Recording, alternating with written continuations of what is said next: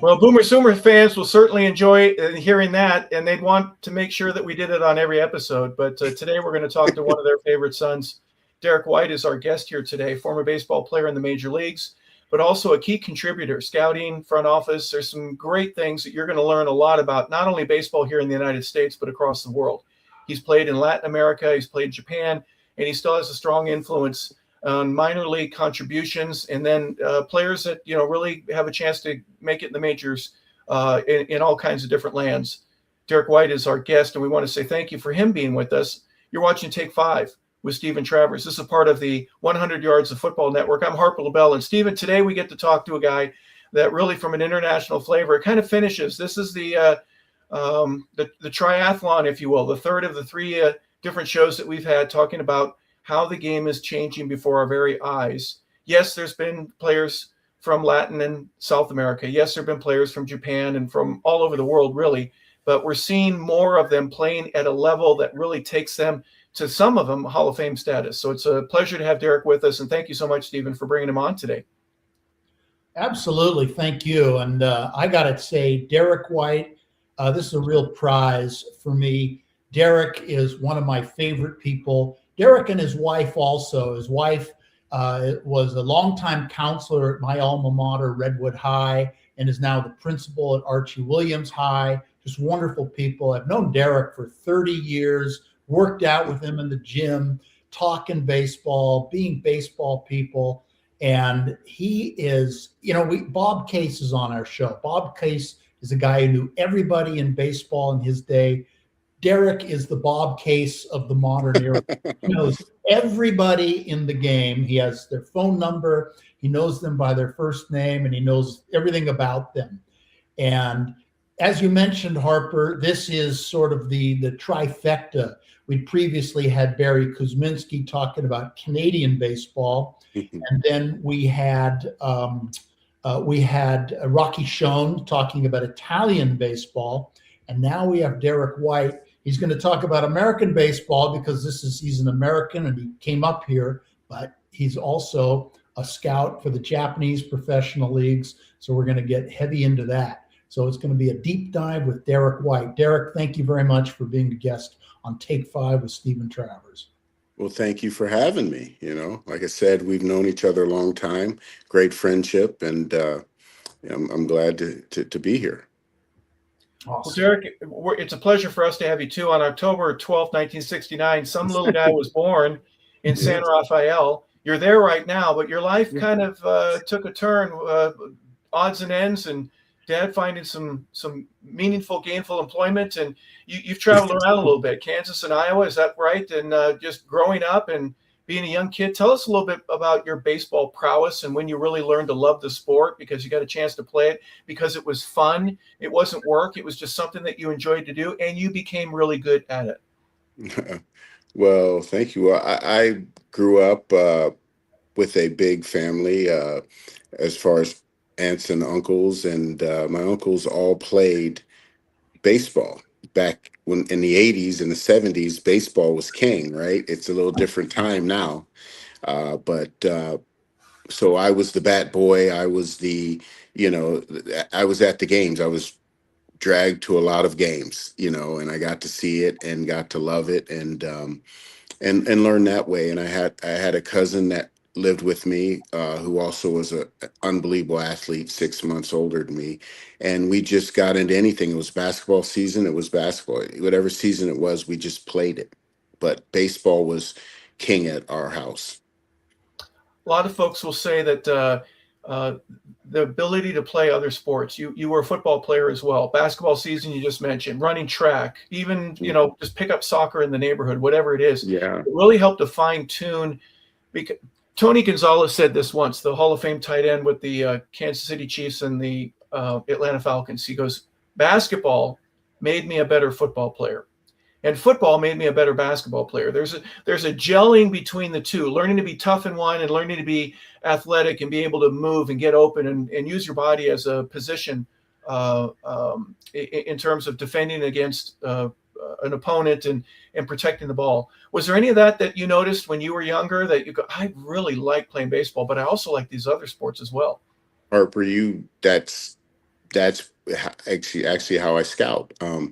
But yeah, it was soccer. It was soccer. My cousin Marquise White was a All-American, which I didn't even know what that was in high school. When we were in high school at Terlinda, he was an All-American soccer player, and I just followed him. I played soccer, and we were lucky enough to play for a team that was really advanced and traveled. And we played year round from the time I was 8 years old till I was 17. Wow. So soccer is what really taught me angles to run for ground balls or fly balls in the outfield. It taught me how to get open and be at angles to be open. So when I played basketball, it taught me in football how to run a route and not get crushed by the middle linebacker because I'm at an angle where he can only graze me. So I remember Cal Ripken saying that about playing soccer, how it helped him. And so I agree 100% with Tony Gonzalez is saying. It does. And the great scout here from Marin County, who's probably going to go in the Hall of Fame as the greatest scout ever, Gary Hughes, always took athletes that were two-sport athletes. When he signed John Elway, right? He signed Delino DeShields and all these guys, Larry Walker, who was a hockey player, right? So he was big on guys playing other sports. And Delino Shields was an all everything basketball player out of Delaware. So I find that when I turned professional, a lot of guys were really good at other sports, and baseball was kind of hobby. And then they took it on as they turned professional.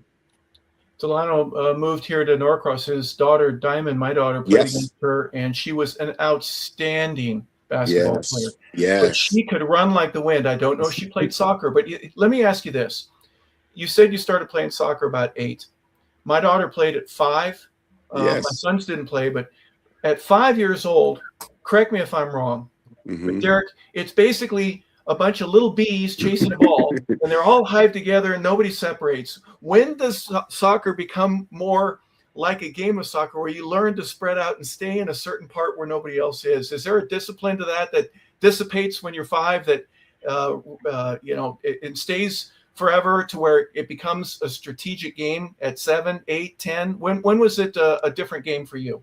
It was around. Oh, we lost him. Oh no.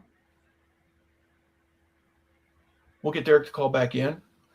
Steven, I'll tell you this. I know for a fact that watching as a parent at that age, at 5, 6, 7, it's really tough. There are some aspects of watching a bunch of kids just run around. They're all just kicking each other in the shins, just trying to get the ball. But when the coach learns to separate them, and there's only 2 instead of all 6, 7, 8, 9, 10 players, it really does make a difference, especially at the youth level for obvious reasons.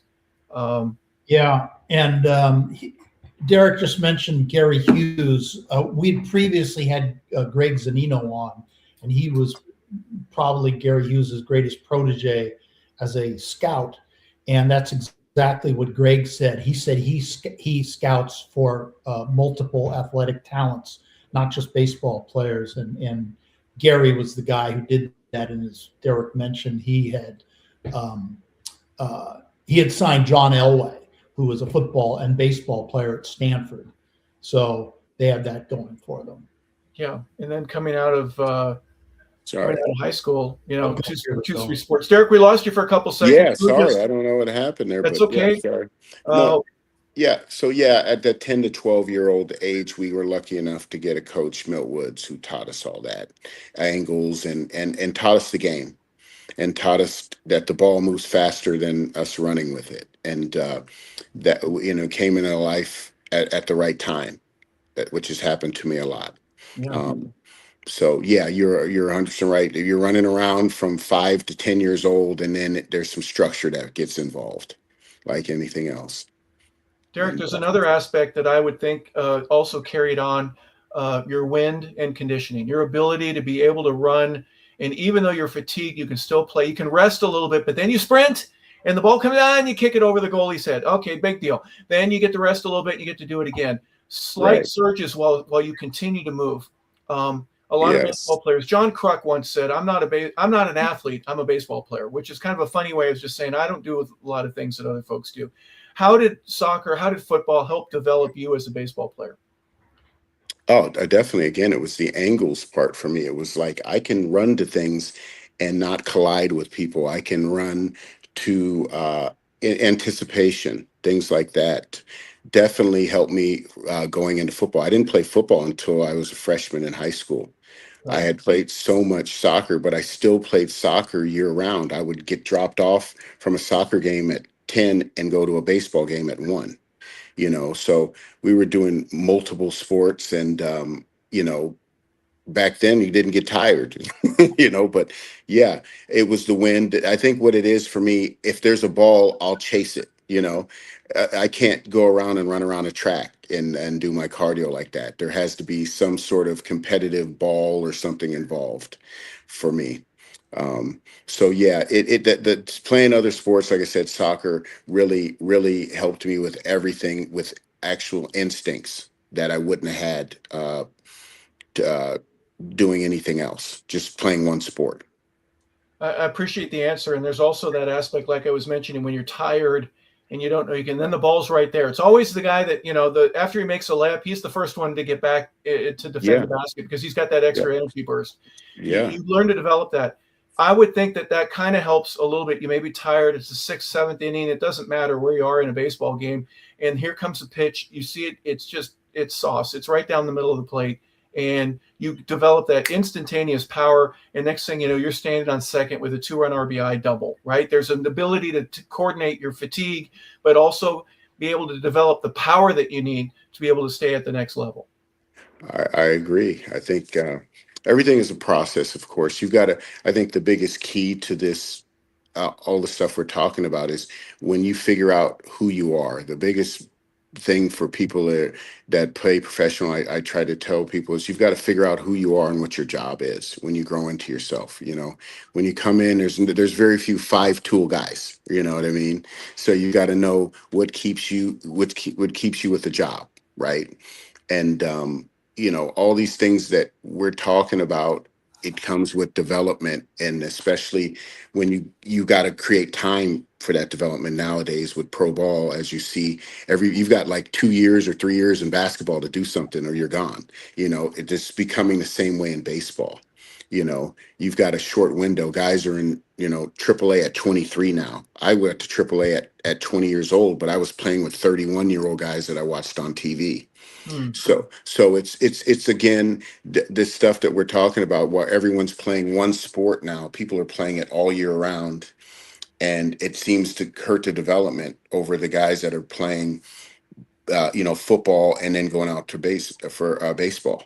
You know, they can take the other skills in there. So I've seen it time and time again where those guys have a bigger growth spurt later on, where Yeah. the person that does it all the time, they don't seem, that guy that walks out there just seems to be, he's equal to you right now, and he hasn't even been playing, he or she. So yeah, again, the development of as a child playing multiple sports, that's what I think was a key for my success. Yeah, absolutely. And then you mentioned football your freshman year. You got to play there in high school. Yeah. Um, did you do basketball as well?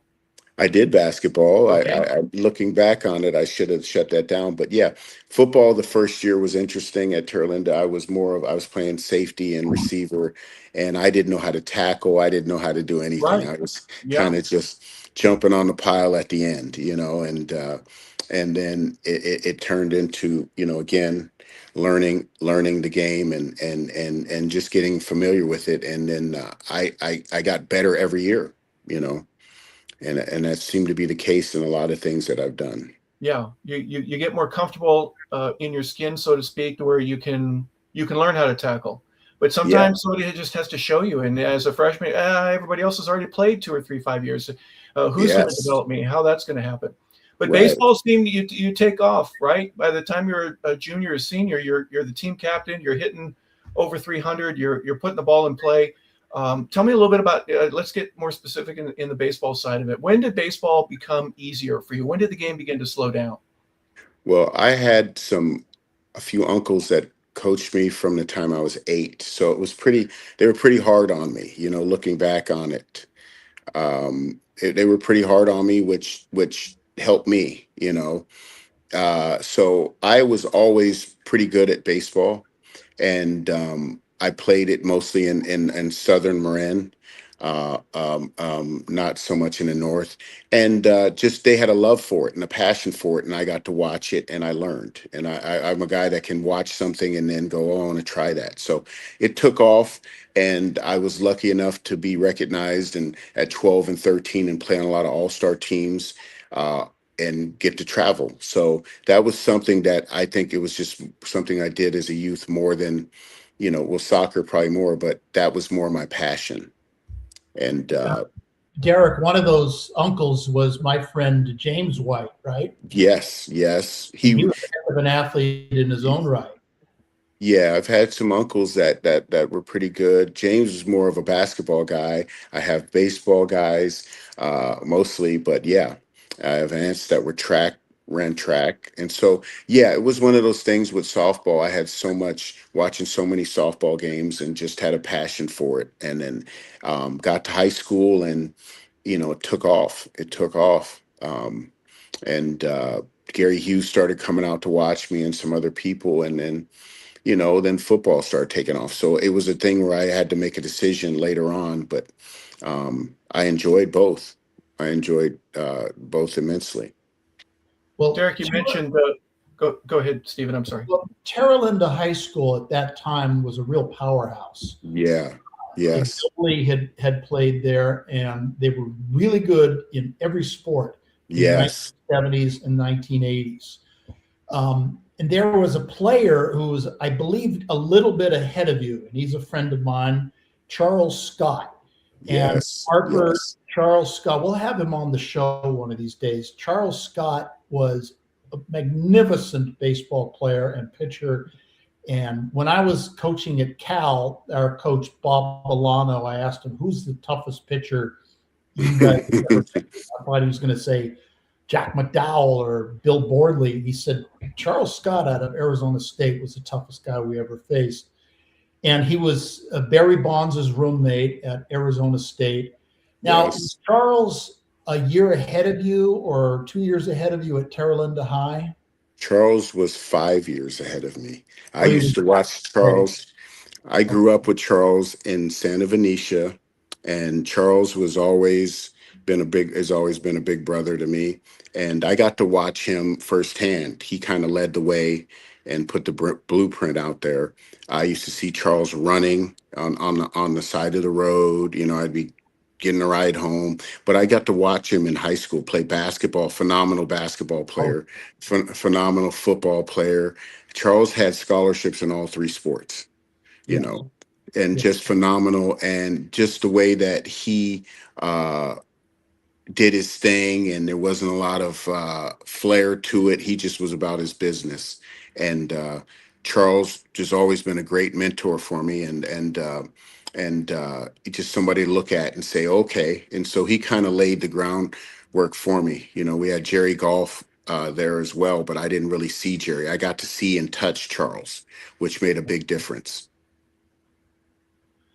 I hadn't realized that he was that much older than you. I thought maybe he was like a senior when you were a sophomore, but Yeah, no.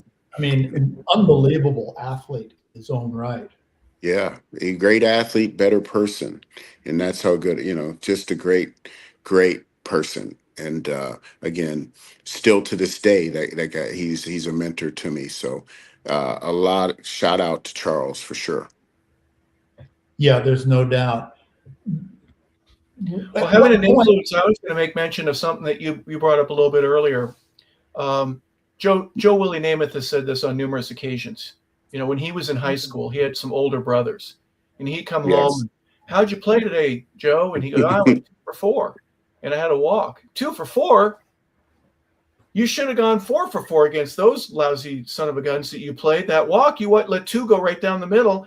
And the brothers were hard on him and said, I don't care if you go 2 for 4. There's 3 for 4 in you, and there's a possibility for 4 for 4. Why aren't you dominating in a way that you carry the Namath name? I'm kind of, paraphrasing that just a little bit, but you had aunts and uncles and friends and others that are going, hey, 2 for 3, that's what, how'd you pop out?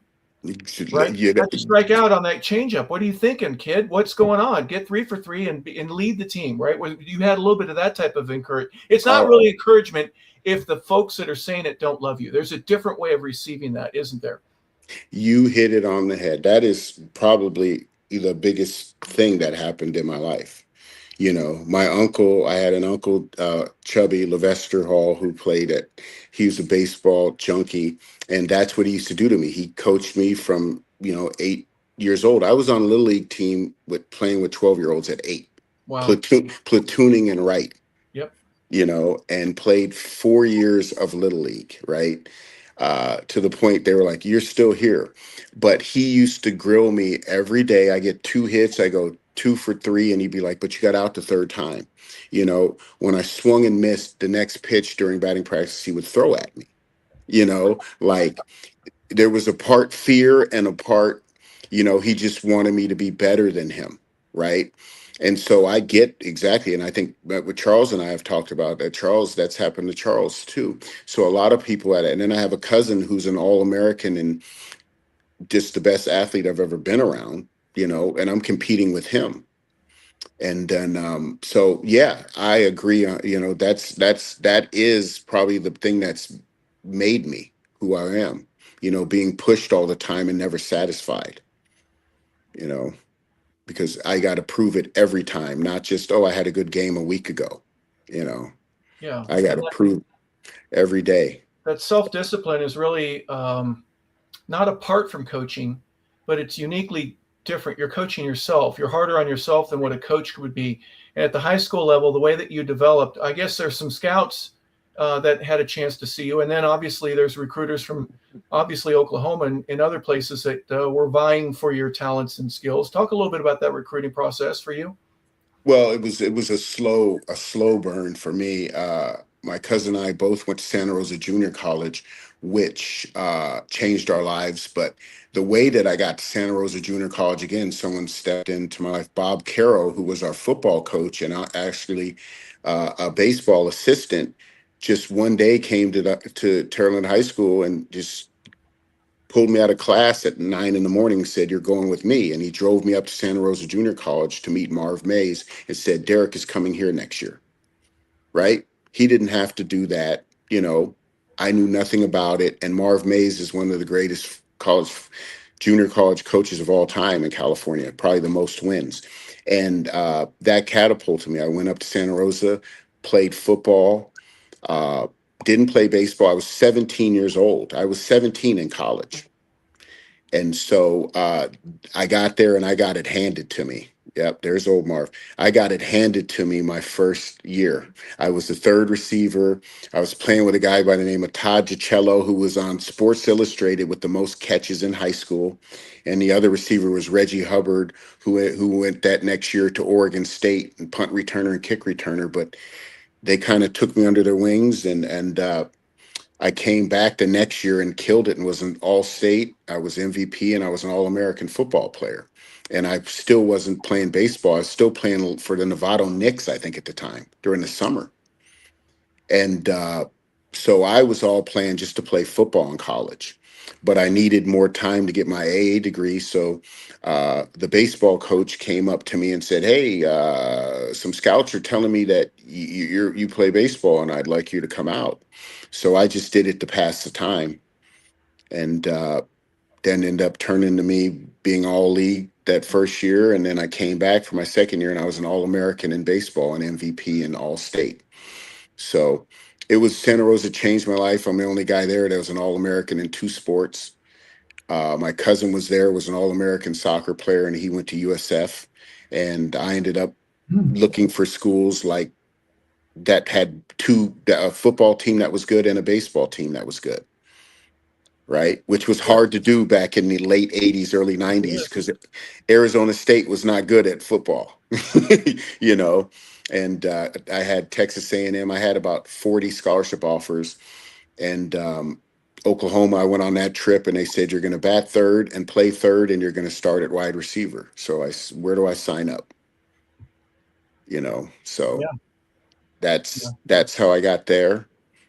And then as I was waiting to go there, we had a coaching change, and Larry Koshel took over the baseball team and called me and said, "Hey, I have your scholarship here in the bottom of my drawer. You don't have to come here if you don't want." And I said, "Well, why would I not come? I'm your best player." And he said, "Well, I'll see you in August then." So uh, it was a path to get there. It was a path that you got to grind and get there, and loved it. I wouldn't change it for the world. Norman, Oklahoma is the third largest city in the state on a Saturday in the fall for a home game. It's Nothing, not otherwise. nothing You better. kidding me, man? What was that first Nebraska game like for you? It was one of the craziest things. So what happened when I got there? I decided, I got there in August. It was 110 with humidity, and I'm from the North Bay. Never played on turf in my life, and the turf was basically concrete. It was painted. Yeah, there was some paint on it. There were at least two layers of paint, maybe some primer. That's about it, though. Yeah. That's it. And it had the biggest curve that you can't see on TV. The No. middle of the field was arced, right? The crown. Yeah. The crown. So when you stood on one sideline, you could only see the waist up of the other players. Right. Right. Tom Osborne, I think, was like 6'8", and you could only see him from the waist up. And the reason why is when they did that pitch out, the guy was running downhill, right, for the option they used to run. So the guy running on the option, the dive was just level, but the guy on the outside was running downhill when he got the ball. Yep. So it was a different level of athlete, way different than California as far as they were, you see these athletes, but in California, you can catch, or you're in basketball, you can shoot. There, it's just athlete, right? And they're trying to teach them these things, right? Because so it was a little different because you just had these specimens that you're like, oh my God, So it was eye-opening, and then also it gave me confidence because people were asking me, where the hell did I come from?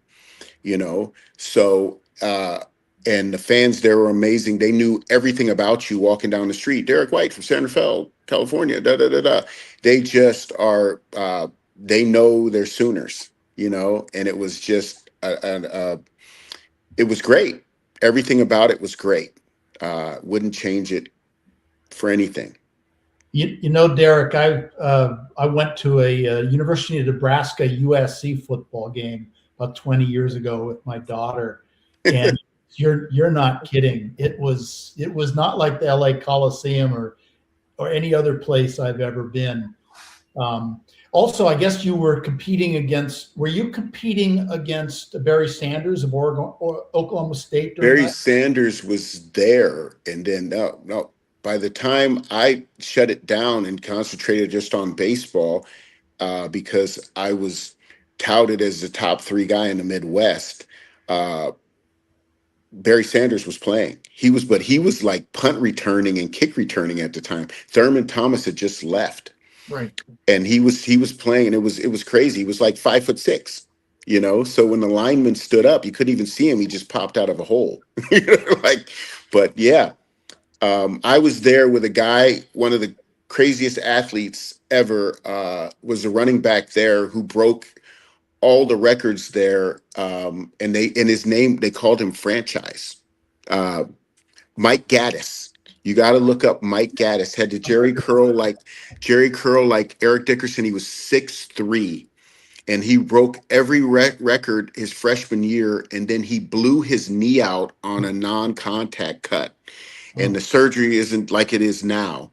And he still ended up playing in the NFL, but unbelievable specimen when you see this guy walking around. He had it all. And so when you see stuff like that, it was great. It was great. You're obviously busy with football, and you got to be ready for the football season.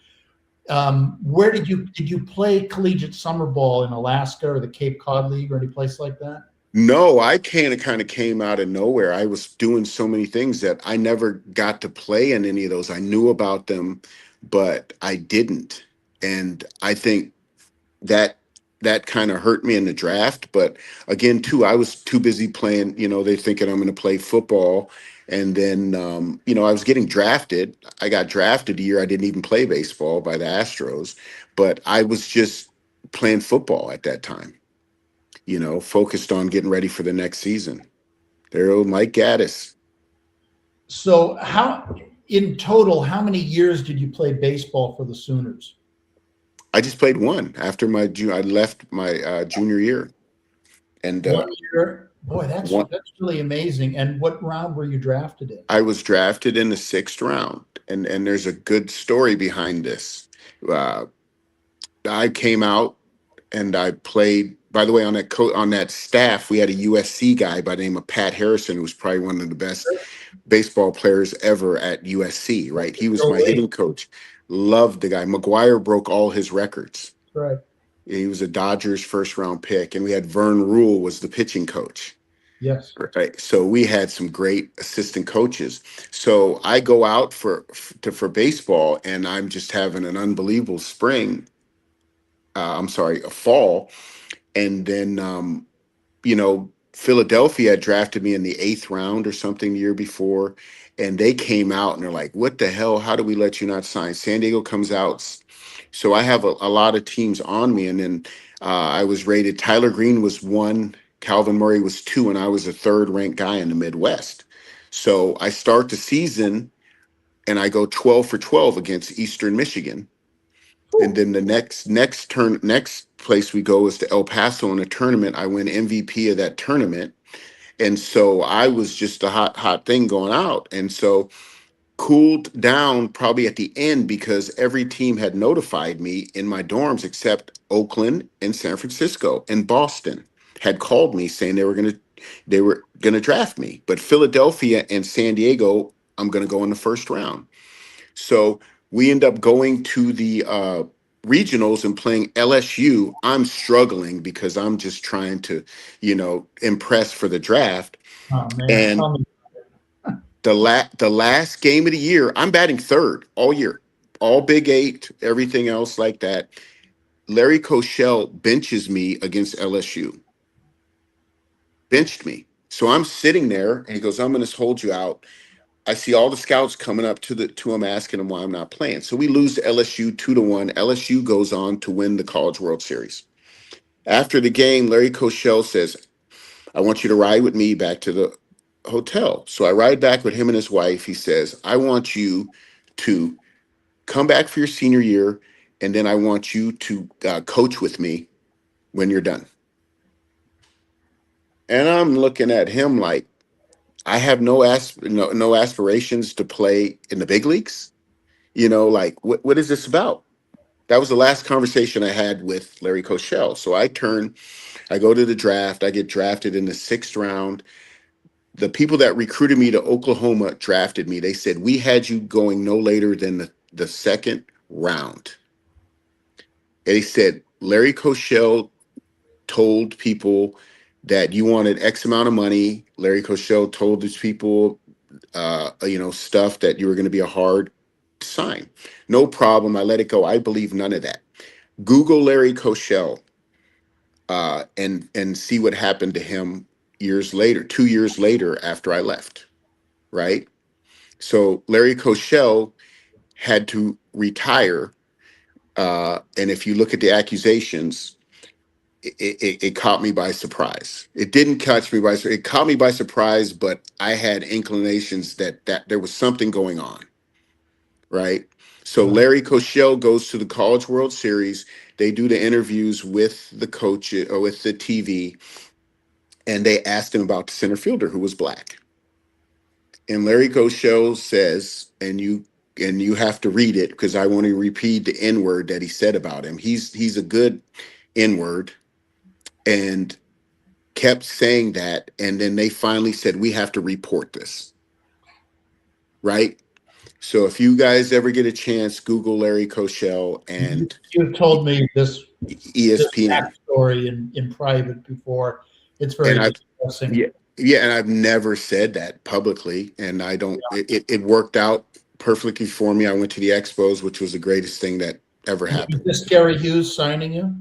Gary Hughes and them and signed me, but it was Stan Meek and Jim Fleming who recruited me. They were on the coaching staff at Oklahoma, which Larry Cochell was Enos Seymour was the head coach, and Larry Cochell called Stan Meek and said, "Hey, I'm going to call the president of the school for you and put in a good word for you." Meanwhile, he went and called in for himself to get the job.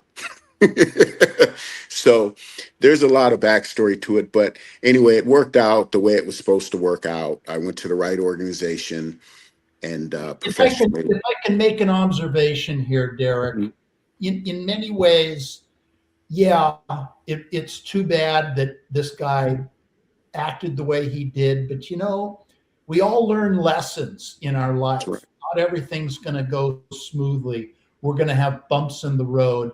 My guess is, in your long career, dealing with young people, young athletes like you once were, these kinds of experiences work themselves out to be not just problems, but experience that you can pass on to other people. Am I getting at something with this?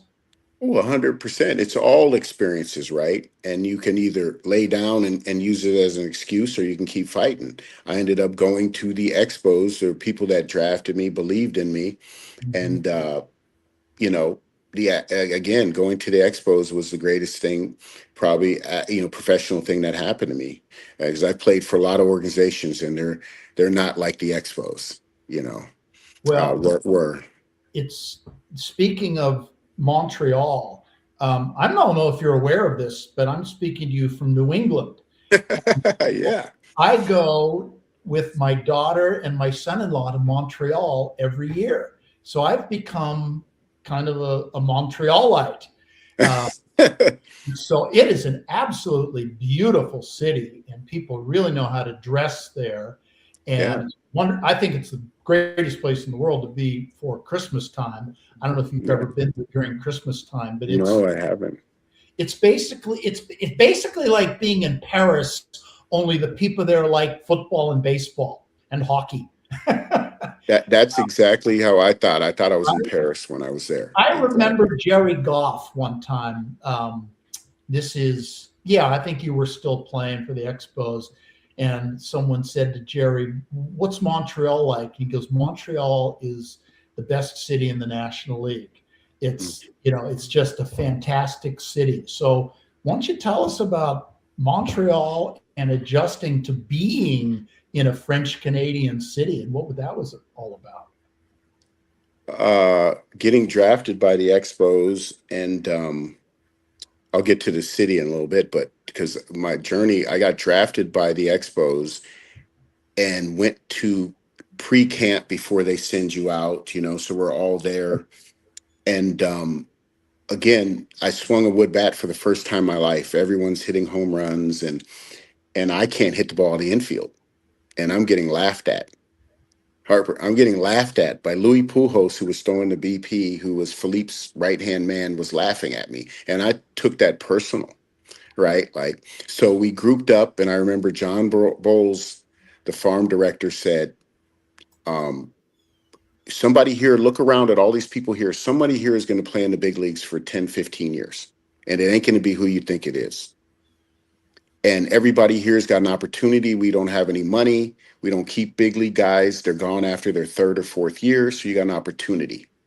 So I took that to heart and went to the New York Penn League and ended up being second in hitting there. And it was a great experience. All college guys that played at LSU and Oklahoma State. So the thing, again, going back to what Harper said about people pushing you, we used to do that as teammates, during the game. I'm going to get 3 hits. You're going to get 4 hits. So that was the what really got me going with the Expos. You mentioned a thing business-wise. It's really tough because they couldn't keep their guys. Ellis Burke, for example, Valentine, countless pitchers. Gary Carter was there. Larry Walker was there. Randy Johnson was there. There are so many guys that had their beginning with the Expos, but like the Pittsburgh Pirates or the Kansas City Royals, there were times in the business world of baseball they didn't have money to re-sign anybody, so they were a great farm system. Boy, you sure got a chance to play, but you're not going to stay there. You would have an opportunity to sign as a free agent somewhere else. No, I wore Randy Johnson's pants, and Wow. you know, I had his pants on. They must have came up to his knees, but I had his pants when I got to the New York Penn League. And again, you're right. What they did with, we shared the complex with the Atlanta Braves in West Palm Beach, and some of those backfield games were better than the big league games because there was Chipper and Klesko and all these guys, and we had Cliff Floyd and Rondell White, some of the greatest games I've ever played in competitively, and prepared you. But again, the Expos, what they love, they didn't care if they gave you $1 or they gave you $1 million. You still had a chance, which I got to other organizations and it wasn't like that. It was the guy that they gave money and the rest of you are just here to fill the team out. And then you wonder why the Braves and the Expos had the best farm system, right? Because guys knew they had a chance if they did their job. And so it was just a great atmosphere. I got to go in at the instructional league. The front office people for the Expos were going to start the Marlins, and all I asked them was, next year in spring training, I'd like to go to Double A. I'd like to try to make the Double A team from rookie ball. And the John Bulls stuck to his word and says, I'll start you out on the Double A team. We've only had one other guy do that by the name of Rob Katzeroff. And I went to spring training that next year and absolutely did not get out. And I went straight to Double A from rookie ball. And every day the manager, when I finally told me I made the team, he said, every day I came out here, we had meetings and we were just waiting for you to have a bad day so we could tell you and send you to A ball. So ended up knowing that I get to Double A, I'm one step away. And got to Harrisburg, Pennsylvania, and had a roommate by the name of Mike Lansing. We lived together, who actually came from an independent ball team, the Miami Miracle. And then Rondell White lived with us. So I had some great guys and had a solid year there. And then the next year there was big league camp, and it was Rondell White, Cliff Floyd, and I, who were the only 3 non-roster invitees, and we weren't supposed to be on the roster for 2 or 3 more years. So I was fast tracked to the big leagues, and I didn't even know what the hell I was doing, you know. And everybody on the big league team was the same age as I. Larry Walker was like 2 or 3 years older than me. Delano Shields, 2 or 3 years older than me. Grissom, Moises Alou, Will Cordero was younger than me. So it was just eye-opening. And it was a great time. You know, John Wetland from Santa Rosa was there, Right. who I got to, who kind of took me under his wing a little bit. And then, you know, Marquise Grissom did. I had just a lot of people, Franklin Stubbs of the Dodgers. They all kind of took me under their wing because they saw I worked. I was a worker, and I was not, you know, I was not there joking around. Yeah, it's amazing how quick the path can be sometimes. The skill level, you said there were times where you couldn't make an out, right? But also this is, you get moved up, and there's guys that know how to get you out, right? What was it like Right. from the challenge aspect of, I've gotten better and I'm still, I need to get better yet still, right? What was that like for you? No, the hardest part then, I think, because I grew up here in Marin, there wasn't people that you could see and touch and feel except when they got to the big leagues. I never went to Rohnert Park and saw the California Angels minor league team. So a lot of these people in the South and in these places that you don't think about, they get to see guys when they're in A ball and go, I can do that, because they can see them and feel them. We get to see people when they get to the NBA or when they get to, and they look larger than life because they're on TV. So when I go to spring training and I'm seeing Dwight Gooden out there and Darryl Strawberry, I'm not just fighting against, you know, the stuff they have. I'm like, this is larger than life to me, you know? So when I got up to bat, I was waiting for the ball to like curve a little more or be a little faster. And that's when you realize that TV blows everything up. You know what I mean? It makes it 10 times you know, better than it really is. It's just a game. So that was the biggest shock for me. I wasn't just going against their stuff. I was going against these people that I watched on TV, and now I'm facing them, and now they're my teammates. So that was the hardest part, you know, getting over that. You know, I went to winter ball that first year after Double A. My first year, I was in Mexico playing with Fernando Valenzuela. Right? Imagine that. Yeah. You know, and he's our best hitter off the bench. You Yeah. know, and you know, I'm watching guys. Vinny Castilla. I'm playing with these guys that are like 7 to 10 years older than me. I'm 20 years old in Mexico. You know, never been out of the country. So just a lot of things that they put that you know you've gone through that was great experience for me. And you're still what, 22, 3, 4 years old? You're still just a young kid. You've been away from home now for a couple of years and trying to put some Yeah, of that stuff together. I mean, when you look back on it, go, gosh, I did so much by myself. I really grew as a human and right. individual and as a man, right? Yeah, yeah, yeah. Long bus rides, you know, that was before CDs.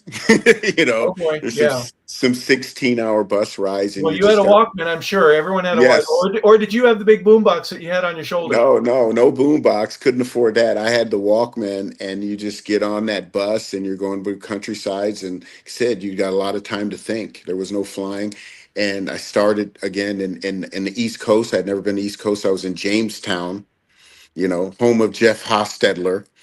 And then I went to Harrisburg, Pennsylvania, and then to Ottawa, you know, and opened up the Ottawa baseball stadium, you know, which was another great, which was about 2.5 hours, 3 hours from Montreal. So You mentioned Montreal. Hey, real quick, tell me what Ottawa's like, because I understand it is absolutely gorgeous there. It is just unbelievable. The first year in Ottawa was in 1993 was the one of the best places. It was sold out every game. wow. Beginning of the season there was snow, and then it was beautiful in the summer. It was beautiful and just an unbelievable city. It was great. There was like two different cities. You know, at a certain time Ottawa stayed open till midnight, and then you crossed the bridge and you went into Hull. And some of the characters and some of the people, but great city, unbelievable city. Little different, more country than Montreal. Montreal is like you said, like France or something. And this is like a countryside in Europe, you know. And so great city. You know. You know, Derek, you mentioned something earlier, and it really makes a lot of sense. Yes, you have players who are drafted high and they get a lot of money, and they're going to be the ones who are going to, you know, get a little bit more of a look. But the Mhm. beauty part of minor league baseball is you play 140 games and you have to go out on the field and you have to play the games. And, you know, if you get hot, you start performing well and you start winning or hitting the long ball or playing great defense, you know, pretty soon that's what's being noticed more so than the fact that you might have been a first round draft pick out of USC or LSU or someplace. And, you know, that's where you really have to pick up on the fact that you are a professional and you can really build momentum. And was that what was happening in your career? Yeah, but the best thing too was you're 100% right, but you had to look at it like there's 29 other teams out there at that time, right? So every day you go out there, somebody's watching, there's scouts in the stands, so there's trades that can happen. But my roommate at the time, every spring training was Cliff Floyd, who was the first round pick of our draft. We both played first base, right? So we looked at it each other, our conversations are they got to just that's their fault. They got to find a position for both of us, right? To get us on the field. If we're doing our jobs, that's their. So that's why he's still one of my best friends in baseball. I mean, we it was competition. Like, man, I'm getting three, and you know, oh, yeah, I got four. You know, we're going to the plate, and it's like, hey, I'm going to steal on the first pitch because I'm getting ready to get on. You know, and we had Rondell White, we had Glenn Murray, a list of guys that we were all competing every day against each other, which was great. We're on the same team, you know, and so yeah. It was one of those things, like you said, you have to go out and you have to perform when you're a guy that's not the first 2 or 3 round picks. You know, you've got to perform every day and just to get an opportunity at big league level. I mean, Mark Grudzielanek was like our 18th round pick. Kirk Reuter was our like 20 something. They were on my team. Grudzielanek played for 12 years, 14 years in the big leagues. Kirk had a great career with the San Francisco Giants, right? Right. Never a prospect with the Expos.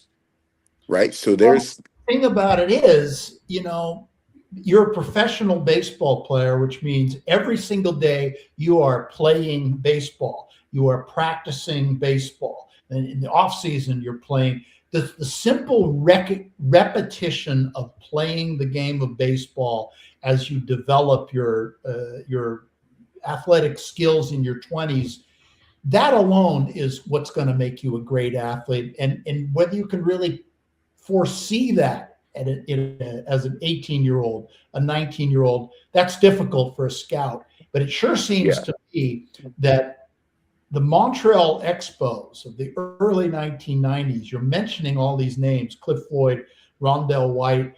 I picture in my mind athletic ability. And this is the Expo team that will become really in 1994 the best team in baseball. exactly.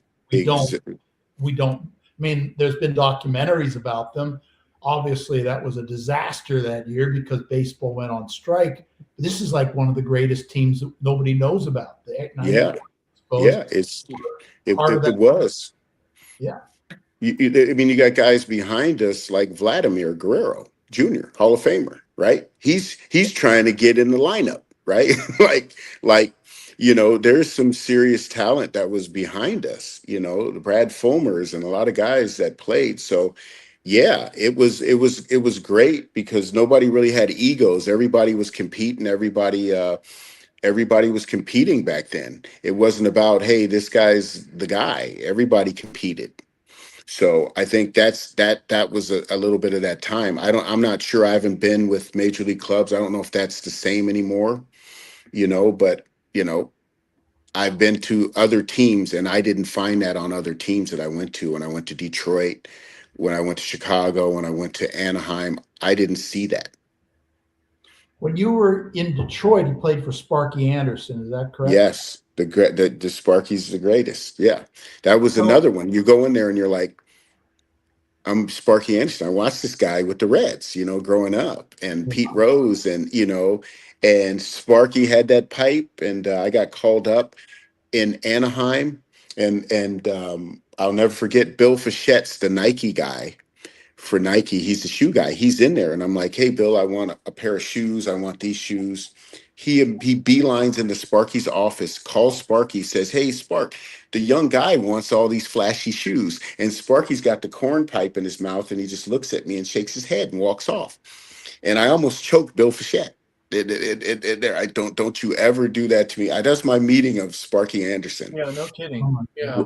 Right. And I'm like, what's that all about? So this is what the they used to do, because there was Trammell, Whitaker, Kirk Gibson, all these guys on the team, Mike Henneman, all these veteran guys. And I go in this clubhouse being with the Expos and everybody's around 25, right?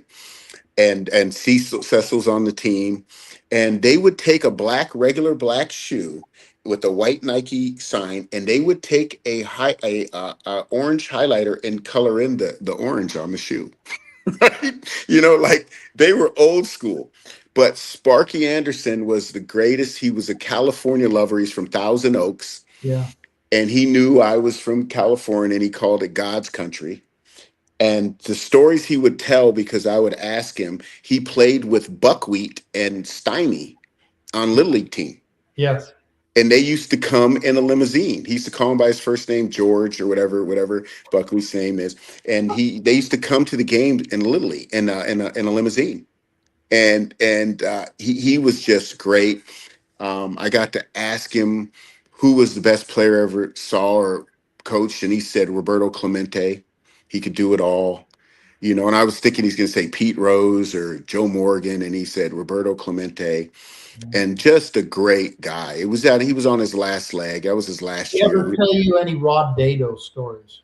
No, I didn't talk to him about that. He just used He was to. the bat boy for Rod Dado with the Trojans. No way. Oh, you didn't know that? He grew up where home plate of Dado Field is now. That was his neighborhood. It wasn't the stadium, and he just kind of showed up at USC. I want to be your bat boy, and Right. was the bat boy for Rod Dado and the Trojans, from the 1940s. before he was, a serious high school player. So I thought maybe he would have told you some stories, but I wanted, and I want to make sure that we have time. Yeah, we got time.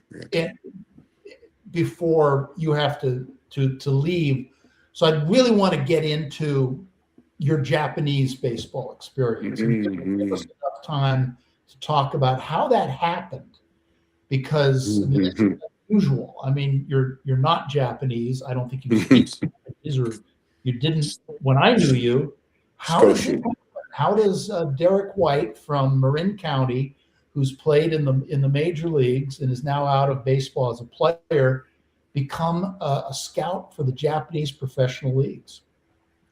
Well, I was playing, and I was spending most of my time repeating AAA over and then getting cups of coffee in the big league. So at that time, everybody wants to go to Japan and make some money, right? I'm getting ready to be, 28 years old. I was with the Cubs, and I was leading AAA. I was triple crowning. I think I ended up hitting 363 that year.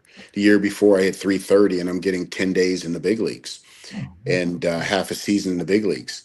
And so I wanted to go somewhere where I got rewarded for producing, and Mexico internationally did it. I was in Mexico. I was making a lot of money in the wintertime because I was performing. So I wanted to go to Japan, and tried to go to Japan. Ended up going to Korea first and doing really well in Korea. Came back from Korea, went back to Mexico in the summer, and good friend of mine, George Arias, uh, went over to Japan and played well, and he put in a word for me to get a tryout with the Hanshin Tigers with the manager Hoshino, who the movie Mr. Baseball was made after. Right. So I go over to the Hanshin Tigers in the middle of spring training after playing winter ball and finishing the Caribbean Series in Venezuela. And I get there, and they already had 7 foreign players. So I go there and do a good job for them, and end up being batting fourth for them to start the season. And that's how I got to Japan. And in that time, my interpreter at the time, Aki Sasaki, really didn't pay much attention to me, but we became good friends. And so I played over in Japan. I left playing in Japan, went back to Mexico to play. And I get a call from Aki Sasaki saying that he is now in the front office of an expansion team, and he has a job for me. And that team was the Rakuten Eagles. And I met him in LA, and was offered the job, and I took it as a scout 18 years ago. And I'm able to, at the time, my son was 4 years old, and I was able to be home and make my own schedule and basically cover AAA and major league teams. So what are you looking for? What's the number one thing that you're looking for? Is it power, or has it changed much over the years? Yeah, back then it used to be the big guy. It was always a big hard thrower and a big guy with power. They wanted a 6'3", 6'4" guy because the Japanese players were small back then. They're not small anymore, as you see with Otanis of the world. They've evolved. Even when I played there, they were bigger. Matsui, Hideki, who played for the Yankees, was a big guy. They had other guys bigger than him. So they were looking for size and power. As the Japanese guys have gotten bigger, as their talent has gotten better, and more guys have come over and had success, they've gotten better. So what I look for is a guy sort of like me. I look for a guy that was hungry, number one, that a guy that doesn't have to be a home run hitter. I like a good hitter, because most of the guys that had success in Japan were big doubles hitters. They weren't home run hitters. They can't have a long swing in Japan. So I look for guys like Tuffy Rhodes was not a home run hitter in the United States. Some of these guys that played over there for a long time, Alex Ramirez, they were doubles hitters. So I look for a gap-to-gap hitter. I look for a guy that is self-sufficient. I need a guy that's played winter ball. that has been out of the country. A lot of these guys have never been out of the country. They have the fall league now. So they've never had it where we don't care. In the Dominican, they don't care what rounds you went in. They'll send you home after a week. And that's part of the reason why they created the fall league, because it would look bad to send your first rounder to Dominican and he gets ousted in a week, right? So they have the fall league. That's why that league was created. I didn't realize that. Yeah, that was 1992 when I went to Mexico. The fall league was developed, and it was because guys were going there and they were shipping them out, and it looked bad. Embarrassed. Right. So they got them there. They let them play the whole season. They can hit 150. You can't hit 150 in Dominican for Felipe Alou. They're going to send you home. And they don't. You know what I mean? So you can't walk off the island either. Right. You hit it. You got to hit and you got to pitch, because they got a million guys out there that are ready to take your job. Right. And so, I look for guys that are grinders. I look for guys that I played with that are on the coaching staff, so I can find out their makeup. It's more than it's analytics. It's, you got to know what field they're playing on. You go to Reno and a guy will hit 35 home runs. You look on his baseball card and he's never hit 10 anywhere else. So usually for AAA, yeah. So usually Albuquerque is like that, right? It's just a launching pad. So usually in the PCO, I look for the pitchers that have a low ERA. In the International League, which is harder to hit, guys that are high doubles, high average, 15 to 20 home run guys. That's 30 home runs in the International League. I mean, in the Pacific Coast League. Last year in the PCL, top 10 ERAs were in the 7. Right? Imagine that. Right, Yeah. You got a 9 and you're number 10 in the league for pitching. I saw a game between the Albuquerque Isotopes and Yes. the Reno Silver Sox last year at a beautiful ballpark in Reno. Played in high altitude, and I pitched in that altitude. That will turn you into a pitcher, because you really have to learn how to throw a curveball. You have to learn how to keep the ball down. Now you were mentioning analytics, and we were talking earlier about our mutual friend, Charles Scott. So some years ago, I'm in the gym and Charles Scott is working out, and Moneyball had just come out. Right. And I go up to Charles and I very innocently go, "Hey, Charles, what do you think of Moneyball?" And he just goes off. Yeah. He did not think much of Moneyball, or, the sort of analytics that was behind Moneyball. Now, a lot of years have passed since then. I don't know what his attitude is now, but what's your attitude about it? I think, like anything else, you have to take a little bit of everything, right? You can't just, numbers don't lie, right? But also it's like NBA, shoot threes, no mid-range, right? Layups and 3-pointers, right? Yeah. Does that win championships? Has that won championships? It didn't for the Rockets, but they were pretty good. So, and we have analytics, and we kind of mix that with what we're doing. I don't mind analytics. I don't mind approaches to different things, skin a cat. I just need to know that you're going to come tomorrow after you failed in Japan, because Japan, you're either Barry Bonds or you suck. There's no middle ground, right? An example is we won 10-0 our first game. Our foreigners each had 3 hits, and Luke Voigt, who I have over there, called me, goes, I'm uncomfortable. All the coaches are smiling, which never happens, right? And I said, don't worry, tomorrow if you lose, everybody will be frowning again. And then we lost 3 in a row, right? And then the panic button hit. So I'm all about putting everything together and mixture of everything. I don't think one way just works. I think you have to have all angles, and then you've got to come to an agreement and kind of decide which takes precedent. In Asia, I think it takes precedent because there's more things that come into play. You have to live off the field there, right? So just think about how the Latins feel and the Japanese feel coming to the States, right? And the language barrier and what to eat, and then having your family there and making sure they're comfortable, right? And having time to spend with them. In Japan, you have no time to spend with your family. you're at the field 10 hours. You get home, you're done. So your family needs to bring somebody over there to hang with your wife or your girlfriend or whatever, because and go sightseeing, because you're not going to have the energy to do it. Yeah. So it's a different variables come into play, and you have to think about that when you're getting a player. That's why I say I kind of like guys that have experience outside the country a little bit more. Now, that's not the tell all. I've taken guys, but I've had Andrew Jones, and a lot of people that, self-sufficient. They love to play. They don't need much, right? And then I've had guys that you got to have somebody with them all the time, to go to Subway. So there's a lot of variables. I, you mentioned the movie Mr. Baseball. If Yeah. you recall, do you know a guy by the name of Chuck Fick? Yes, I know him well.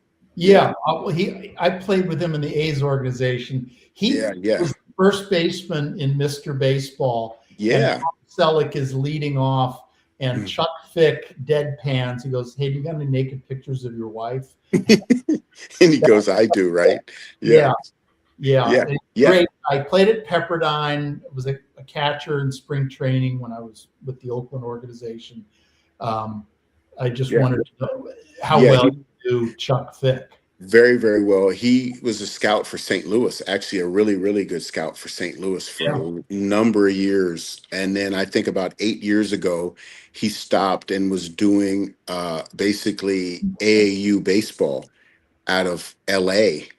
He had a son too, was a pitcher named Chucky Fick. That's right. But a brother named Rob as well, played for the Tigers. Yes, Tigers. That's right. That's his younger brother. He's younger than me, but yeah, he's the same era. Yeah, that's him. Yeah. And just great guy.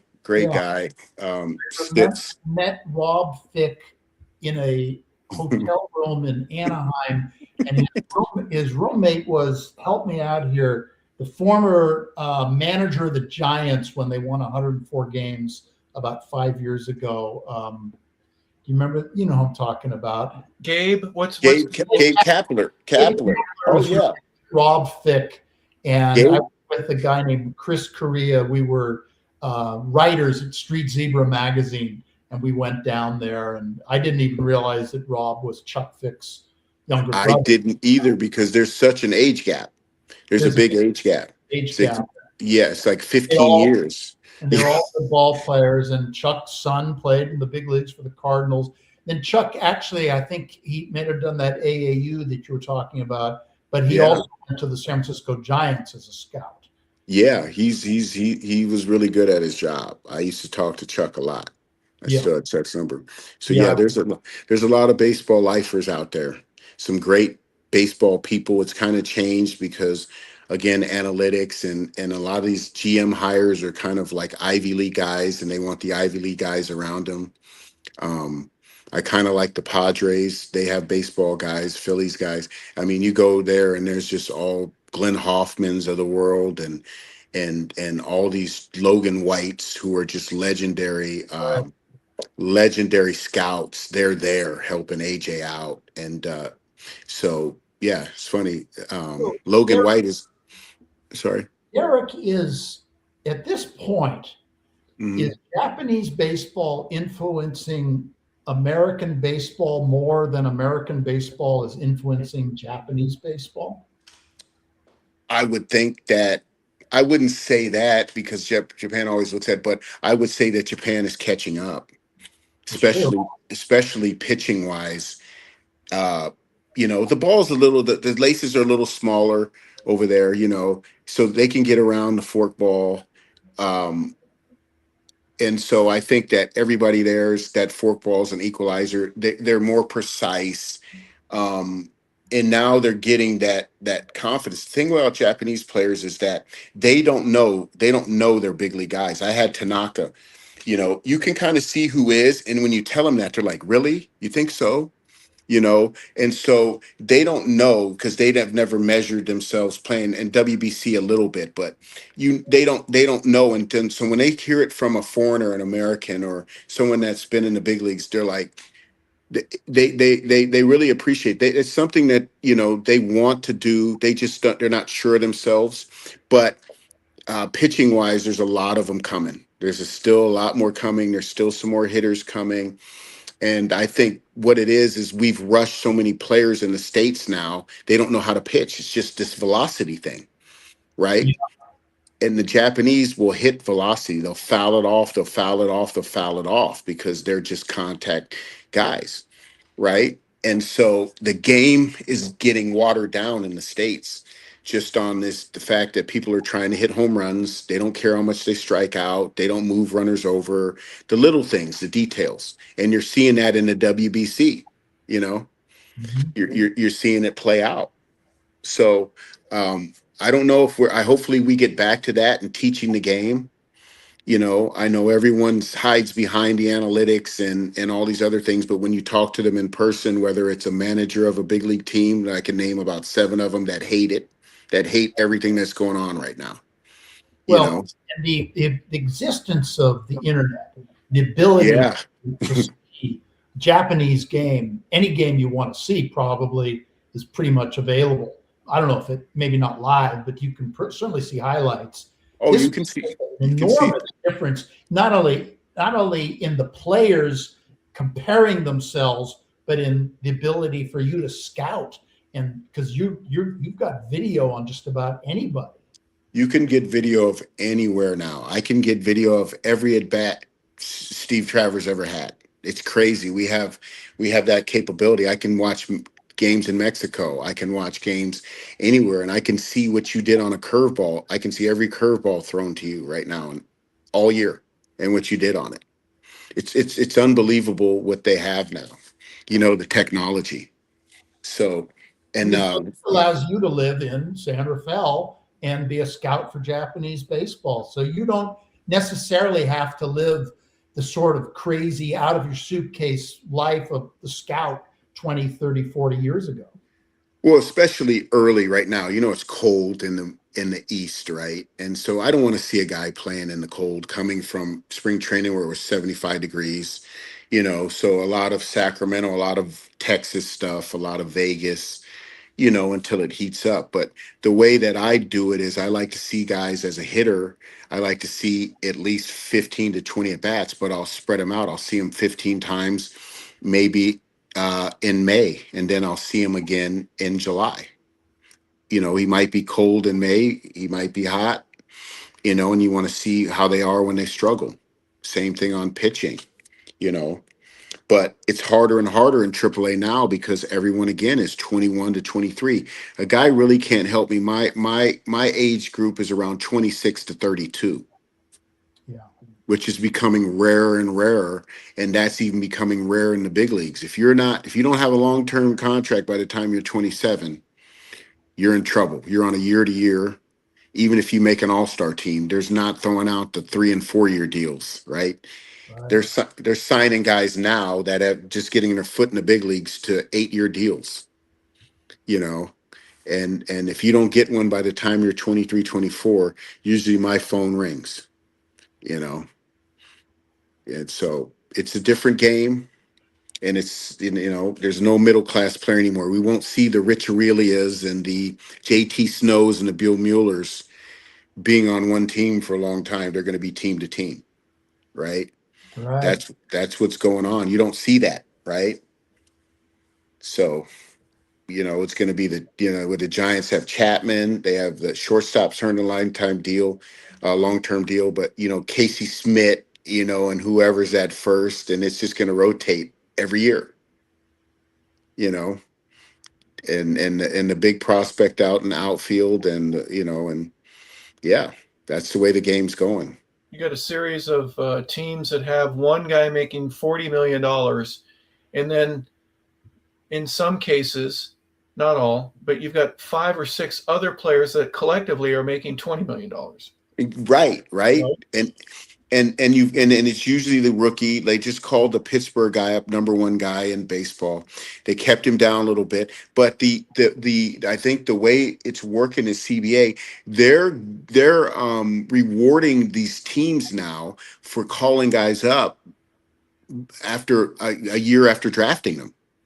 Right? I think they get an extra pick the next year for calling. So that's why you're seeing these guys rushed up to the big leagues, right? And then, they either struggle, swim, they either you drown or swim, right? And so it's weird. You see these Dylan Cruzes, who was no run pick. He's up and down with Washington. You're seeing a lot of up and down stuff. And it's just they're rushing these guys. They're not letting them go through and struggle and then figure it out, you know. And I think that's hurting the game. And I mean, you're watching it. You're seeing the Dodgers, which is a whole nother story because those guys are pros coming over from Japan that have 7, 8 years experience at the highest level, and they're prepared. And these other kids are coming up and they're trying to compete with them, and I don't think that's fair. So it's a different beast, and the Dodgers payroll is what? It's extraordinary. 95 somewhere in there. I'll have to check, but that's not even counting Ohtani over the long term. But they're not paying any money. People don't understand that they're not paying for the Japanese players. Those guys' money, the television contract alone pays Ohtani's salary and Suzuki's salary and Yamamoto's salary. They don't pay one dime for those guys. That's a nice how about that? But they go, hey, we got to raise the ticket prices up here because we got to pay for these guys. Meanwhile, the contract is over $100 million a year, right? Their contracts are $100 million a year. Yamamoto's 30 and he's 70, right? So you go ahead and put that in and file it away, and then let it boom interest over by 7 years. Those guys' contracts are paid off. Well, the merchandise, they sold $100 million worth of jerseys the day he signed, right? And most of them were Japanese purchasers, right? Yeah. I go check in the hotel on his bobbleheads. I thought I was in Tokyo. Yeah. It's unbelievable. So we've had that kid since he was 12 years old. So quick story on him is he's in our area. So we ran camps just for him. Everyone knew he's from our area. So we were going to pick him first overall. So we went to his house and he said, "Don't pick me. I'm going to be the first player to go to Japan. I mean, to the States." Right? He had a $20 million deal with Logan White with the Dodgers. Done. So we don't pick him. About, I don't know how many picks later, Nippon Ham picks him. And he got so much pressure from the country of Japan and Japan baseball that he was going to ruin their system, that I knew that's why he had to stay for a couple years. He usually would have to stay for 7 to 8 years, right? He only stayed 2 years, right? Mm-hmm. But he had a deal in place with the Dodgers. So that's why when he was a free agent with the Angels, people were like, how did he get a video from Kobe Bryant? Right? Because it was from 8 years back. Right? Trying to recruit him. So Logan White was telling me, so they had the deal in place, and then the Dodgers weren't going to let him do both. So that's why he signed with the Angels. But he would have played for the Eagles, but we respected what he said, and so we did not draft him.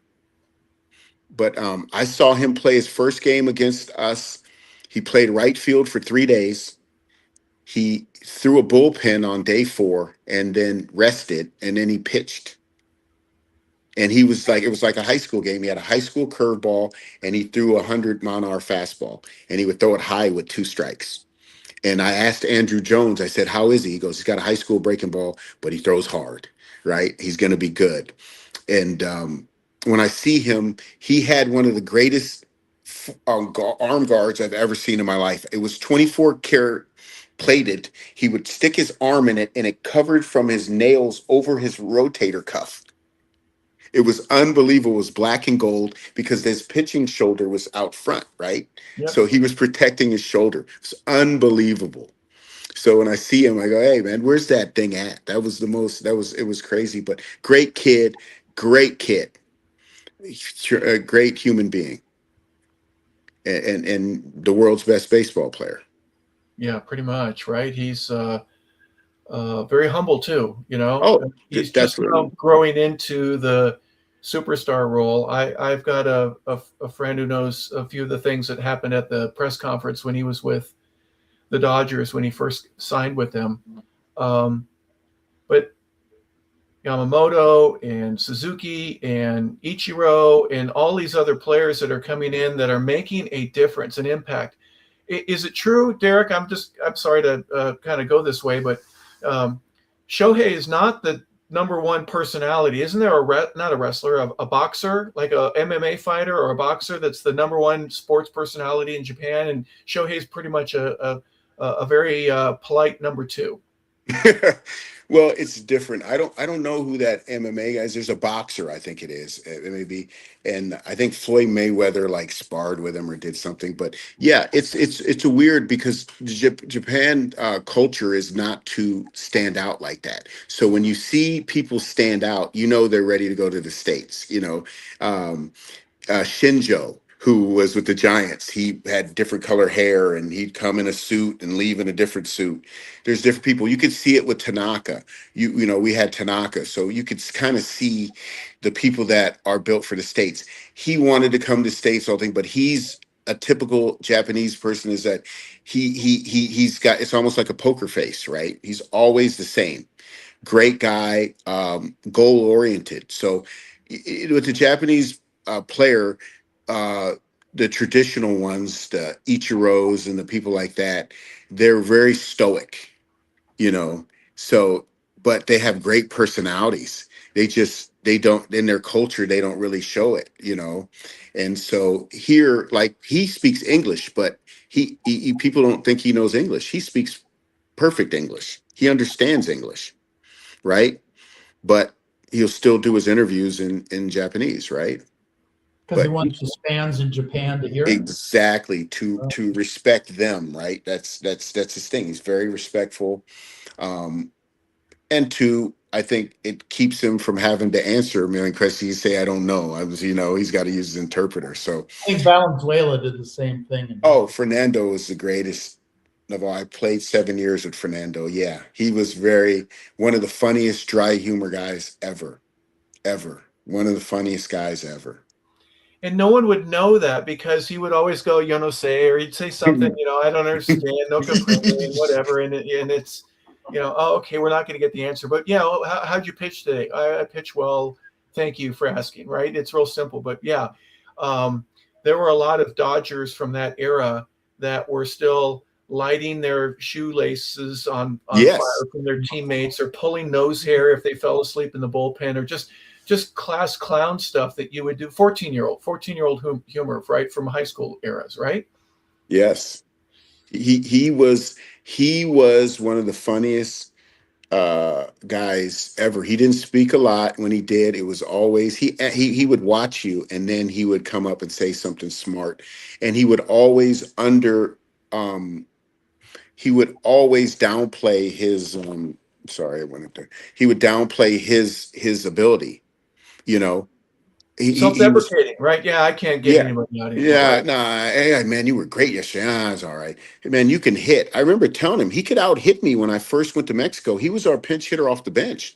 Yeah. And this guy raked. And I was like, like you can hit. Ah, I'm all right. And then we used to have to put him on the bus in the sixth inning so he didn't have to sign in autographs. So we'd put him on the bus with a case of beer. And then we get on the bus and he go, who won? And he pretty much drank the case of beer too, and just a beautiful guy, very humble. And I still deal with Fernando Jr. and Ricky on a daily basis. Fernando bought the Cancun baseball club, professional baseball club. So I help them out. Um, I talk to them basically every day. But Fernando and I played 7 years, and then I played with him in Mexicali, and Fernando Jr. was on the team, so it was like LeBron and Bronny. And he said, "Derek, you got him. You deal with him, and you take him under your wing." And so I've known Fernando Valenzuela's family since 1992, and just the best. I was at his um, his retirement at the Dodger Stadium, and then I knew something was wrong. Then I didn't know. I hadn't seen him, but I texted with him, and then I'm like, "There's something wrong." So it was a very sad day when I saw him, and he sent me a text telling me to take care of myself and do everything. So and I didn't know what, and at the time I didn't know what he meant. I was like, "What's that?" And then I see him, and I see why. So great human being, great family, and funniest guys I ever played with. And a guy that you wouldn't think would be one that really revitalized baseball at a time where it needed some life. Mark the Bird Fidrich would talk to the mound and move the dirt, and he would do things, and then he lost his curveball, right? Or he lose a game or two, and then it was over. But Fernando, for such a long period of time, and being a rookie, and you can't understand him, and he's throwing a screwball, and the Dodgers won the World Series, and there is a Latino population that exploded in terms of, we can't wait to have one of our own to cheer about at these games, and we'll go. And they still go. And many of them are wearing number 34 jerseys. So his influence is crazy good. Yeah, his influence, when they talk about the Hall of Fame, and it's about, when you talk about the story of the game, right? They talk about how you impacted the game. There's no way. I know he was up for it this year. And you talk about impact for the game. This guy impacted the game. I mean, at that time, I can't even imagine him being in Mexico at that time. I think he stayed in LA because of that. He would get bombarded. And even to this day, but he's so low key, he doesn't want that attention. Right. He should be, to me, he should be in the Hall of Fame because of the impact of the game. How on earth can you not have a guy, if you want to call it the Hall of Stats, and he doesn't have 250 wins, he's got 230, and okay, then call it the Hall of Stats. But in terms of the fame of the game, there's no doubt that baseball became a little bit better. And if you hate Tommy Lasorda because he said you got to bleed Dodger blue, hate him all you want. But look at what happened. He won a World Series. He won 2 of them, Lasorda did. And Fernando was a part of the reason that he won in 81. And there's other guys that didn't win that may not have the numbers and nowhere near the influence, and they are in. So it doesn't make a whole lot of sense to me. And it's the shame for me is the Ken Stabler situation. Where the guy dies and then you put him in. How dare you? Exactly. If you're going to put him in while he's alive and let him enjoy it for a couple of hours with his family. Don't do it posthumously. I really struggle with that. But that's for another show, Derrick. I apologize. No, you're right. It's about telling the story of the game, the history of the game. Jackie Robinson, right? You're telling the history of the game. Who else? Now Jackie Robinson. Now on the same team, Fernando Valenzuela, same club, right? Absolutely. Yeah. Well, Derrick, I led this off like you were going to be the trifecta because we'd previously gone into Canadian baseball culture, Italian baseball culture. Today, we're really doing Canadian, American, Japanese, and Latino baseball culture. You've experienced all of it, and it's really incredible. But, you're talking about impact of the game and international. There is a baseball player who was a manager also. He's from the San Francisco Bay Area. His name is Lefty O'Doul. Are you familiar with his impact on Japanese baseball? No, I didn't know that. I'll give you a quick tutorial. He led all-star teams to Japan in the 1930s and created the interest in, because he brought Babe Ruth, Lou Gehrig, great players to Japan in the 30s. So Japan was just headed towards loving baseball. They had a league. They were good. They had some fine players, and World War II hit. They renounced baseball as an imperialist stooge type of thing. They didn't allow it to happen, and the entire country was engulfed in war. So the war ends. We win the war. Douglas MacArthur takes over as basically the governor of Japan. He brings Lefty O'Doul over and he says, these people need something. And I want you to revitalize baseball in Japan. And Lefty O'Doul did that. He organized games and all-star games and exhibitions. And Doug MacArthur said there's not a single diplomat or general or any American or anybody who did more to revitalize the relations between Japan and the United States than Lefty O'Doul. And he was from San Francisco. He had a bar on Union Square called Lefty O'Doul's, which you've probably been to once or twice. And, he died some years ago. He was Joe DiMaggio's manager. He batted .398 in 1930. He's not in the Hall of Fame. So you speak about international impact on baseball. Lefty O'Doul should be in the Hall of Fame. Fernando Valenzuela should be in the Hall of Fame. As far as I'm concerned, my friend, you should be in the Hall of Fame. I appreciate you. Got a few. And a few already, but no, it's right. And in me being international, I see it's more to the game than just playing, like the impact, right? Like what's Ohtani's impact in baseball right now, right? It's close to where Babe Ruth was in the 20s. Exactly. Because Harper and I did a big show after the World Series. We did History of the Dodgers. We said that the Dodgers playing a Canadian team was even bigger than playing the Yankees because it involved two countries and two coasts, and it really not just two countries, three countries or four countries. Right. The Latino players, the Japanese players, and the American players, and Canada versus the U.S. Right. I think the biggest thing that could have happened to baseball.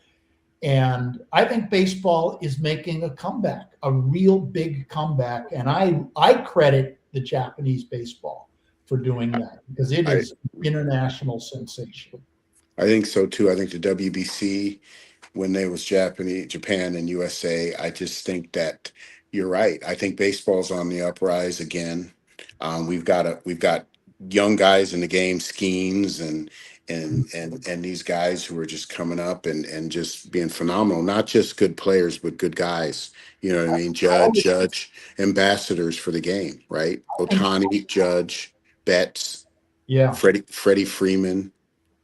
You can't see it. This is Ohtani at the plate in Atlanta. Some great seats. Wow. Front row, right by the Dodger dugout. If I go the right way, I'm going to. Real quick, the reason I brought this up, everyone in the stands, Derrick, had their phone and they were taking a picture of that guy in the batter's box. They wanted to hit something, right?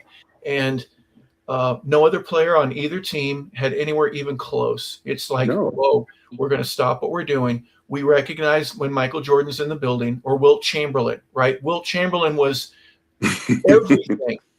Right. Everything. He assist leader, points leader, rebounds leader, dunk leader. It wasn't that way. Michael didn't lead every category like Wilt did. So the long story short of it, international baseball and international players are changing the game, and people are just recognizing how good it is and how much fun it is to be a part of it. That's my moral message of the day. And you get to see this on a daily level and get to see who the next one is. There's some in the background that if they develop a little bit more, they may have just as much talent and may do as much for the game, right? You get to be a part of it every day. There's guys coming. There's no Ohtani's coming, but there's some guys coming. And again, these people open the door for it. And then Ohtani comes back and leads the WBC team and lets them know that, hey, you can compete. You know what I mean? He's in there telling you can compete and you have to go over and work hard. But he's an ambassador for it. You know, he puts the work in. The guy works very, very hard at his craft and has handled everything as well as you could possibly handle anything. I've never seen anybody, handle anything any better. Class, respect, loved by everybody, and it's not fake. It's just who he is. So it's exciting to watch, and I'm looking forward to again finding the next guy, or seeing the next guy. Well, you're going to see him, and you're going to see him first. I was saying earlier that I also think college baseball is really, becoming incredibly. I mean, they're drawing 14,000 fans a game at places like Norman, Oklahoma, or Stillwater, or Mississippi or Tuscaloosa. Oh, baseball. Yeah, you're right. Baseball is you can't. It's such a great game. You can't destroy the game. Nothing. They've had strikes. They've had strife. They've had racial issues. They've had everything that can happen, and nothing can destroy the game. I went to see Ohtani. The very first big league game that I saw after COVID was at Oakland. The Angels were playing, and it was Ohtani. He hit, in all the games I've ever seen in Oakland, Reggie Jackson included, hit the longest home run that I've ever seen at Oakland. Just launched one to right field at Oakland. The ball just went. Would have gone into the parking lot if they hadn't refurbished the field. And I realized right then and there, this guy is just. And I hadn't realized his size until I saw him in person. Because this was, you think small Japanese guys, you're absolutely right, but they're not like that anymore. No. Is this because of diet? Listen, when I played there, I was surprised they were bigger, and then they've just gotten bigger and bigger. I just think that, they've evolved. The Korean players aren't as big as these guys. I mean, when I saw Ohtani, he was 25 pounds lighter, of course, right, when he was kid, but the frame was there. Darvish is that height, but he's a mix of like Iranian or something and Japanese, and they have a lot of that. We have some Nigerian. We've had a first rounders Nigerian and Japanese, and I had Barry worked him out. He loved the kid. So they're just getting bigger, and I think it's just happened naturally. There's not a lot of influx of. They've got a lot of U.S. and Japanese. It's just getting bigger and bigger and bigger, and it's fun to see. I go back and spring training. I'm like looking around, and I'm like, "Am I shrinking?" But it's great. You still hanging out with Barry Bonds? I don't hang. That's Charles. I haven't seen Barry in a few years. Charles is very, very tight with him. No. I know Barry. I got him he helped me out by working out a few players.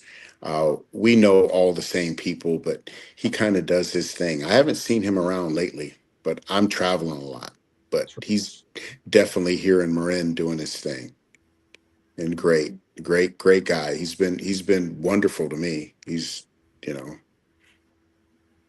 So it's pretty good. I went to a Braves game a couple of years ago when Barry was playing, and the vitriol that he had to listen to from the fans. Yes. And I'm with my neighbor says, "Hey Harper, my son and I have tickets. We got 4 tickets, but I can't go. Can I give you 3 tickets and you can take whoever you want as long as you bring my boy with you?" I go, "Yeah, absolutely. We'd love to bring him." And so he was probably 10 at the time. "Hey, Mr. Bonds, and he wanted to just get him to look at him or something like that. But there were so many other people that were saying stuff that I played 11 years. I know what that's like, but I've never, God, to deal with what he did, the people just saying stuff that you can hear it. You can hear it. And it's not racial as much as it is. We hate you. Right. And he's misunderstood. In San Francisco, he didn't get that. He's loved, Absolutely. On the road, they were killing him, but but I think he thrived off that. Some people like that, he goes up there and he has something to prove. Some people don't like to be cheered on all the time. It's hard. I don't think, but tennis. Yeah, but he not to the point of what they were saying, but I think he fed off that though. Some people can feed off that, and some people shrink in that. But it obviously didn't hurt his performance. That's what I'm saying. I think he thrived off it, and he's like, go Go ahead, bring it. I'm going to show you, right? But just some of the greatest stories about him, the Braves guys were telling about. He told Smokes he was going to get him twice, and he did. And then Yep. he got on the bus after the game and said, "I told you," and then he goes, "Now go win the championship," So he's misunderstood. He's just a guy that grew up the way he grew up, and that's all he knew, right? Compete and bring it on. I love it. He's still my favorite. I think he's the greatest player, to ever play. And now you have Ohtani, of course, but to me, he's the greatest hitter. I mean, the numbers are ridiculous. No matter what he was taking, you got to hit a baseball. Yeah. Right. And this guy get one pitch a week and he would kill it, Yep. and work ethic, crazy work ethic, and gave everything, to the game. So hopefully they let him in. And Sammy, I got the privilege to play with Sammy, great human being. Hopefully these guys get in. The baseball writers are, and you know them, Steven. They're a different breed of people. They're just different, Yeah. different. In fact, our guest in 2 weeks, by the way, is going to be the great Bruce Jenkins from San Francisco Chronicle. So we can ask him about his opinion of Barry Bonds in the Hall of Fame. But Derrick, have we lost you? We may have. We may have. Well, we've had him on for a long time, and if he comes back, great. But I want to really thank Derrick White for being a guest on Take 5 with Steven Travers, giving us his time. Derrick, we don't want to interfere with your time much more than we have. So I think I appreciate it. We're going to thank you very much for being a guest on Take 5 with Steven Travers. You always tell. I mean, you are a storyteller. You ought to do a podcast. You ought to do your own podcast. You are a storyteller par excellence, and you've known everybody in the game for 30, 40 years. And now you know everybody in Japan. It's really incredible. You've had a baseball life. Baseball has been very, very good for you. Yeah, to steal Sammy's line. Yes, it has. Yeah. And it takes a few. I forgot a few. Maybe we'll do a book, Steve. Maybe we'll do a book together. I'll do a book with you. Okay. Yeah. Well, I want to thank you very much for being on our show. It's been fantastic. I want to thank you guys for inviting me, and it's been fun.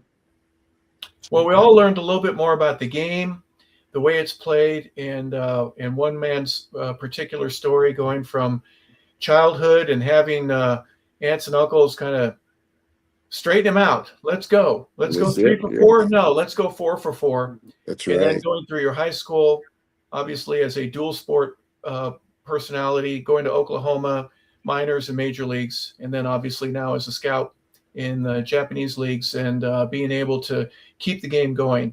The game is a little bit better, Derrick, because of you. So thank you so much for all that you've done for it. I also want to thank Steven. We want to thank Logan Landers, our producer and engineer, putting the show together for us. We appreciate everything you do for us, Logan.